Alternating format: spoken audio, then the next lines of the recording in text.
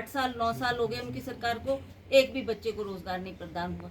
उन्होंने महंगाई कम करने की बात की। आप जानते हैं रोजमर्रा की चीजें जो हमारे रसोई में लगती है, चाहे वो सरसों का तेल है, चाहे खाद्य पदार्थ है, चाहे अन्य सामग्री है, उसके ऊपर भी हमने बार बार आवाज उठाई कि महंगाई बढ़ती जा रही है, आम आदमी पिसता जा रहा है, तो कम से कम आप इस आवाज को भी सुने। और मैं आपको ये बताना चाहती हूँ, पिछले इलेक्शन में मोदी जी ने इस छोटे से प्रदेश में कम से कम 9-10 दौरे किए इलेक्शन के वक्त में, और हर स्पीच में हमने प्रोटेस्ट भी किया, हमने कहा भी कि आप हमारी आवाज़ को सुने, और जो आपने कम से कम प्रॉमिस किए हैं, महंगाई कम करने की बात की है, एम्प्लॉयमेंट देने की बात की है, और करप्शन हटाने की बात की है, उस पर आप कुछ चर्चा ही नहीं करना चाहते, कुछ बोलना ही नहीं चाहते।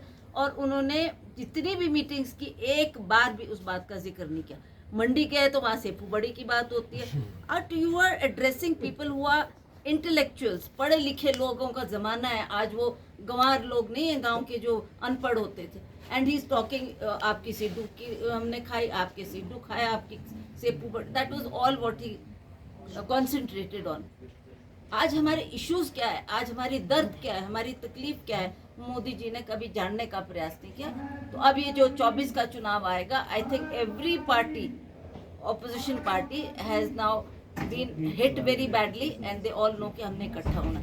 अभी पिछले इसकी पार्लियामेंट सेशन की मैं आपको बात बताऊं, जो राहुल गांधी जी के खिलाफ इन्होंने क्या क्या कदम उठाए, क्या क्या उनके साथ किया, उसके बारे में भी हमने प्रदर्शन किया। उसमें 17 पार्टीज, कांग्रेस के साथ 17 पार्टीज ने साथ दिया और ये कहा कि ये बहुत अन्याय हो रहा है, बहुत गलत हो रहा है, उसके बारे में भी इन्होंने कोई जिक्र नहीं किया। This is what the Modi sarkar is all about, which people no.